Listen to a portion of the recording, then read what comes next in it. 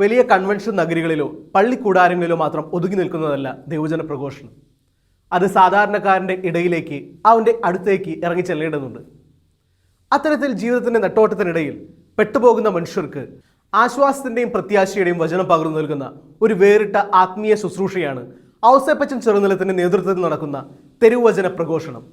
എന്റെ നിക്ഷേപം നീ തന്നെയാ,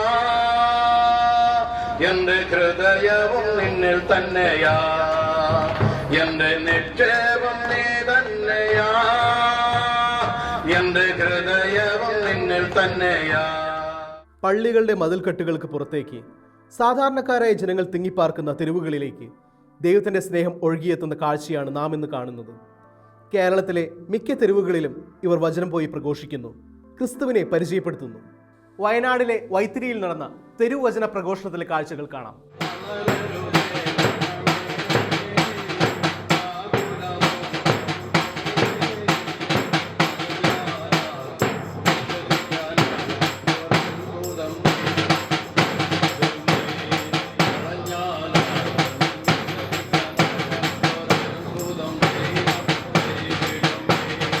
തിരക്ക് പിടിച്ച ബസ് സ്റ്റാൻഡുകൾ, മാർക്കറ്റുകൾ, വെയിറ്റിംഗ് ഷെഡുകൾ, ഇവിടെയൊക്കെ തങ്ങളുടേതായ ജീവിത പ്രാരാബ്ദങ്ങളുമായി പായുന്ന മനുഷ്യർ. അവർക്കിടയിലേക്കാണ് ഒരു കൂട്ടം ദൈവദാസന്മാർ പ്രാർത്ഥനാപൂർവ്വം കടന്നു വരുന്നത്. അൽമായ വചന പ്രഘോഷകനായ ഔസേപ്പച്ചൻ ചെറുനിലത്തിൻ്റെ നേതൃത്വത്തിൽ നടക്കുന്ന സ്ട്രീറ്റ് മിനിസ്ട്രിയിലെ വചന പ്രഘോഷണം ഇന്ന് ഒട്ടനവധി ജീവിതങ്ങളിലാണ് മാറ്റങ്ങൾ വരുത്തിക്കൊണ്ടിരിക്കുന്നത്. യാതൊരുവിധ ആർഭാടങ്ങളുമില്ലാതെ ലളിതമായ ഭാഷയിൽ ക്രിസ്തുവിൻ്റെ സ്നേഹവും സാക്ഷ്യവും ജനങ്ങളിലേക്ക് നേരിട്ടെത്തിക്കുകയാണ് ഈ കൂട്ടായ്മ. വഴിപോക്കരായി വന്ന് അവിചാരിതമായി ഈ വചനം കേട്ട് കണ്ണീരോടെ പ്രാർത്ഥിച്ച് ജീവിതം തന്നെ തിരുത്തിക്കുറിച്ചവരും ലഹരിയുടെ വഴികളിൽ നിന്ന് മോചിതരായവരും ഒട്ടനവധിയാണ്. കർത്താവായ യേശു ക്രിസ്തുവിന്റെ നാമത്തിലാണ് നാം ചെയ്യുന്ന നമ്മുടെ അധ്വാനങ്ങള്, നമ്മുടെ പരിശ്രമങ്ങളെങ്കിൽ എല്ലാവരും അത്ഭുതപ്പെടുത്തുന്ന കാര്യങ്ങൾ നമുക്ക് ചെയ്യുവാൻ സാധിക്കും. ദൈവത്തിൽ അർപ്പിച്ചുകൊണ്ടാണ് നാം ഓരോ കാര്യങ്ങൾ ചെയ്യുന്നതെങ്കിൽ ദൈവത്തിന്റെ സഹായകനായ പരിശുദ്ധാത്മാവിന്റെ സഹായം നമ്മുടെ ജീവിതത്തിൽ ഉണ്ടാവും. ഇന്ന് യേശുക്രിസ്തു എന്ന സദ്വാർത്ത ഈ പ്രദേശവാസികളോട് സംസാരിക്കുവാനാണ് ഇവിടെ തെരുവിൽ വചനം പ്രഘോഷിക്കുന്ന ഈ സമൂഹം ഇവിടെ ഒരുമിച്ച് കൂടിയിരിക്കുക. തീർച്ചയായിട്ടും യേശുക്രിസ്തുവിനെ കുറിച്ച് അറിയുക എന്നുള്ളത് നമ്മുടെ ജീവിതത്തിന് ഏറ്റവും വലിയ സൗഭാഗ്യമാണ്. ഈ ലോകത്തിന്റെ രക്ഷകനാഥനും ഒരു മനുഷ്യനെ എല്ലാവിധ പാപങ്ങളിൽ നിന്ന് മോചിപ്പിക്കുവാൻ കഴിവുള്ളവനുമായ കർത്താവായ യേശു ക്രിസ്തുവിനെ കുറിച്ച് വളരെ സ്നേഹപൂർവ്വം ഇവിടെ പ്രഘോഷിക്കുവാനായിട്ട് ഇവിടെ എത്തിച്ചേർന്നിരിക്കുന്ന സഹോദരങ്ങൾക്ക് സാധിക്കട്ടെ എന്ന് പ്രത്യേകമായിട്ട് പ്രാർത്ഥിക്കുകയാണ്. ലോകത്തേതെങ്കിലും ഒരു അവതാരം മുൻകൂട്ടി പ്രവചിച്ച് ഈ ലോകത്തിലേക്ക് വന്നിട്ടുണ്ടോ? ഇല്ല. എന്നാൽ യേശു ജനിക്കുന്നതിന് മുമ്പ് തന്നെ, നൂറ്റാണ്ടുകൾക്ക് മുമ്പ് തന്നെ പ്രവാചകന്മാരെ കാലാകാലങ്ങളിൽ ലോകത്തോട് അറിയിച്ചുകൊണ്ടിരുന്നു, ഒരു രക്ഷകൻ വരും, ലോകത്തിന്റെ പാപങ്ങൾക്ക് പരിഹാരം അർപ്പിക്കുവാൻ ഒരു രക്ഷകൻ വരും. അങ്ങനെ പ്രവാചകന്മാർ മുൻകൂട്ടി പറഞ്ഞ് ആ പ്രവചനത്തിന്റെ നിവൃത്തിയാണ് യേശുക്രിസ്തു. ഈഴവ സമുദായത്തിൽ ജനിച്ച KP അപ്പൻ എന്ന് പറയുന്ന പ്രസിദ്ധ സാഹിത്യകാരൻ ഒരിക്കൽ ഇങ്ങനെ പറഞ്ഞു. കേരളകൗമുദി ആഴ്ചപ്പതിപ്പിൽ അത് അച്ചടിച്ചു വന്നിരുന്നു, ഞാനത് വായിച്ചതാണ്. അദ്ദേഹം പറഞ്ഞു, യേശുവിന്റെ ഒന്നാം വരവിനെ കുറിച്ചുള്ള പ്രവചനം മുഴുവൻ നിവൃത്തിയായെങ്കിൽ രണ്ടാം വരവിനെ കുറിച്ചുള്ള പ്രവചനവും നിവൃത്തിയാകും. പ്രിയപ്പെട്ടവരെ, അതുകൊണ്ട് യേശു സംഭവം ഒരു കെട്ടുകഥയല്ല, ഒരു അമ്മൂമ്മ കഥയല്ല, ഈ ലോകത്ത് നടന്ന ഒരു ചരിത്ര സംഭവമാണ്. ഒരേ ഒരു വചനമാണ് കഴിഞ്ഞ 31 വർഷങ്ങൾക്ക് മുമ്പ് എന്റെ ജീവിതത്തെ മാറ്റിമറിച്ചത്. അപ്പസ്തോല പ്രവർത്തനം 16-ാം അധ്യായം 31-ാം തിരുവചനം, കർത്താവായ യേശുവിൽ വിശ്വസിക്കുക, നീയും നിന്റെ കുടുംബവും രക്ഷ പ്രാപിക്കും എന്ന ഒരേ ഒരു വചനം കഴിഞ്ഞ 31 വർഷങ്ങൾക്ക് മുമ്പ് മെഡിക്കൽ കോളേജിൽ നിന്ന് ഇനി നിനക്ക് ജീവിതമില്ല എന്ന് വിധി എഴുതിയവൻ നക്സൽ കേസിൽ അകപ്പെട്ട് പോലീസിന്റെ മർദ്ദനമേറ്റ് ജീവിതം തകർന്നുപോയ വിദ്വേഷവും വെറുപ്പും കൊണ്ട് നിരവധി ക്രിമിനലുകളുടെ ഇടയിലെ ഒരു ക്രിമിനൽ നേതാവായി വളർന്നു വന്നവൻ അവസാനം ആത്മഹത്യയിലേക്ക് കൂപ്പുകുത്തിയപ്പോ നിരാശപ്പെട്ട് തകർന്ന ജീവിതത്തിലേക്ക് ഭാര്യയും മക്കളും സമൂഹവും ഞാൻ നടന്നിരുന്ന പ്രസ്ഥാനങ്ങളും എന്നെ ഉപേക്ഷിച്ചു പോയപ്പോൾ എന്നെ രക്ഷിക്കാൻ കടന്നു വന്നവൻ കുരിശിൽ മരിച്ച് വാഗ്ദാനപ്രകാരം 3-ാം ദിവസം ഉയർത്തെഴുന്നേറ്റവൻ കർത്താവായ ക്രിസ്തു അവൻ ഇന്നും ജീവിക്കുന്നു. നിങ്ങളുടെ ജീവിതത്തെയും മാറ്റിമറിക്കാൻ പറ്റും. നിങ്ങൾ ഏതവസ്ഥയിലായിരുന്നാലും മദ്യത്തിനോ മയക്കുമരുന്നിനോ ദുശീലങ്ങൾക്കോ സാമ്പത്തിക കടബാധ്യതയിലോ നിരാശയിലോ അസമാധാനത്തിലോ തകർന്നു പോയോ, എന്നാൽ നിങ്ങളോടൊപ്പം സഹകരിക്കുന്ന നിങ്ങളെ വഴി നടത്താൻ കഴിവുള്ള ഒരു രക്ഷകനെ ഞങ്ങൾ ഇത് ഉയർത്തി കാണിക്കുന്നു. നിങ്ങൾക്ക് ഇഷ്ടമുണ്ടെങ്കിൽ സ്വീകരിക്കാം, ഇഷ്ടമില്ലെങ്കിൽ തള്ളിക്കളയാം. യേശു നിങ്ങളെ ഇന്നും സ്നേഹിക്കുന്നു, നാളെയും സ്നേഹിക്കുന്നു. ആരൊക്കെ ഇങ്ങനെയൊക്കെ തള്ളിക്കളഞ്ഞാലും തള്ളിക്കളയാത്ത ഒരു ദൈവത്തെയാണ് ഞങ്ങൾ ഇവിടെ പരിചയപ്പെടുത്തുന്നത്. കേവലം പ്രസംഗങ്ങൾക്കപ്പുറം ഹൃദയത്തെ സ്പർശിക്കുന്ന ഗാനങ്ങളും ജീവിത പ്രതിസന്ധികളിൽ ഉഴലുന്നവർക്കായുള്ള വ്യക്തിപരമായ പ്രാർത്ഥനകളും ആത്മീയ പ്രസിദ്ധീകരണങ്ങളുടെ വിതരണവുമെല്ലാം ഈ തെരുവ് ശുശ്രൂഷയെ വേറിട്ടതാക്കുന്നു.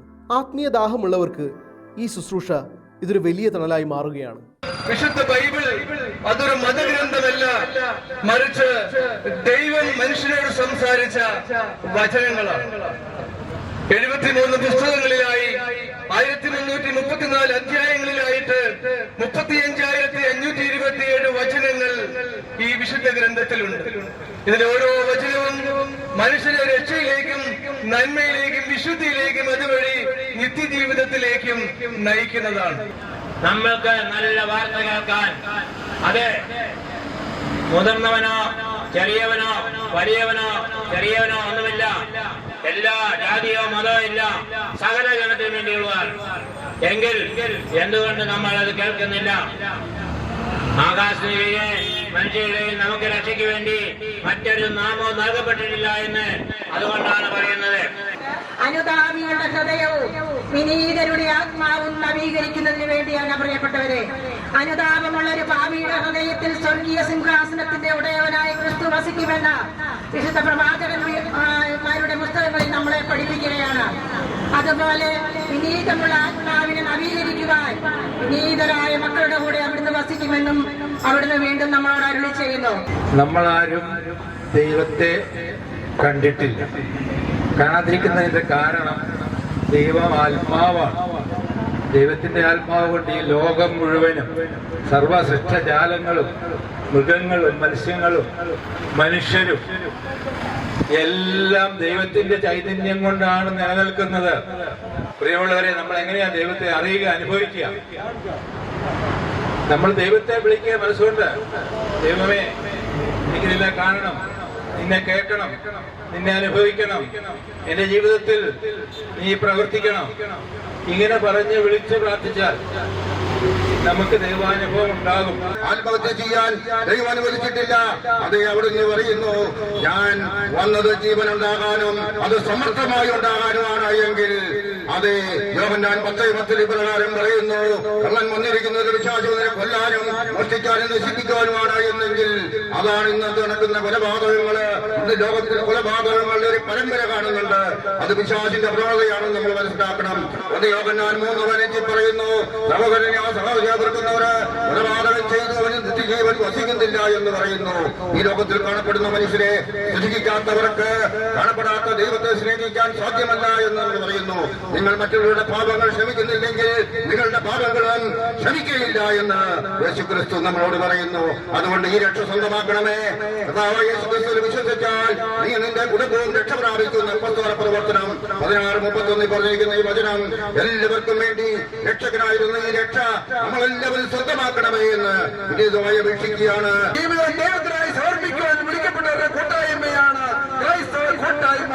പ്രിയമുള്ളവരെ, യേശുക്രിസ്തുവിൽ വിശ്വസിക്കുന്ന ഓരോരുത്തരും അവർ പരസ്പരം സ്നേഹിച്ച് ക്ഷമിച്ച് മഞ്ഞുവെച്ച് ജീവിക്കണം. മറ്റുള്ളവരുടെ തെറ്റുകളും കുറ്റങ്ങളും അപരാധങ്ങളും പുറത്തുകൊണ്ട് ക്ഷമിച്ച് കർത്താവിന്റെ ആ വലിയ സ്ഥാനത്തിൽ നമുക്കും പങ്കാളികളാകാം. അതിനായി വിളിക്കപ്പെട്ടിരിക്കുന്ന നിങ്ങൾ ഓരോരുത്തരെയും ഈ നിമിഷത്തിൽ ദൈവത്തിന്റെ സ്നേഹത്തിലേക്ക്, യേശുവിന്റെ രക്ഷയിലേക്ക് ഞങ്ങൾ ഹൃദയപൂർവ്വം സ്വാഗതം ചെയ്യുകയാണ്. ആദിയിൽ വചനം ഉണ്ടായിരുന്നു, ആ വചനം ദൈവമായിരുന്നു, വചനം ദൈവത്തോടു കൂടിയായിരുന്നു. യേശുവിന്റെ വചനത്തിന്റെ പ്രത്യേകത, ബൈബിളിലൂടെ നമ്മൾ കടന്നു പോകുമ്പോൾ ദൈവത്തിന്റെ വചനം സജീവവും ഊർജസ്വലവും ഇരുതല വാളിനേക്കാൾ മൂർച്ചയേറിയത്, ചേതനയില്, ആത്മാവില്, സന്ധിബന്ധത്തില്, മജ്ജയില് തുളച്ചു കയറി ഹൃദയത്തിന്റെ വിചാരങ്ങളെയും നിയോഗങ്ങളെയും വിവേചിച്ചറിയുന്നതാണ്. സ്വർഗത്തിലിരിക്കുന്ന പിതാവായ ദൈവം, പുത്രനായ യേശു ക്രിസ്തു നമ്മളുടെ ഓരോ ചിന്തകളെയും ഓരോ പ്രവൃത്തികളെയും വചനം മൂലമാണ് അറിയുന്നത്. അതെ, ലോകമെങ്ങും പോയി സുവിശേഷം പ്രസംഗിക്കുവിൻ എന്ന ക്രിസ്തുവിന്റെ ആഹ്വാനം അതിന്റെ പൂർണ്ണതയിൽ ജനമധ്യത്തിൽ നിറവേറ്റുകയാണ് ഔസേപ്പച്ചൻ ചെറുനിലത്തിന്റെയും ടീമിന്റെയും ഈ തിരുവചന പ്രഘോഷണത്തിലൂടെ. ആത്മീയ തളർച്ച അനുഭവിക്കുന്ന ഒട്ടനവധി മനുഷ്യർക്ക് ഈ ശുശ്രൂഷ പ്രകാശമായി മാറട്ടെ എന്ന് നമുക്ക് ആശംസിക്കാം.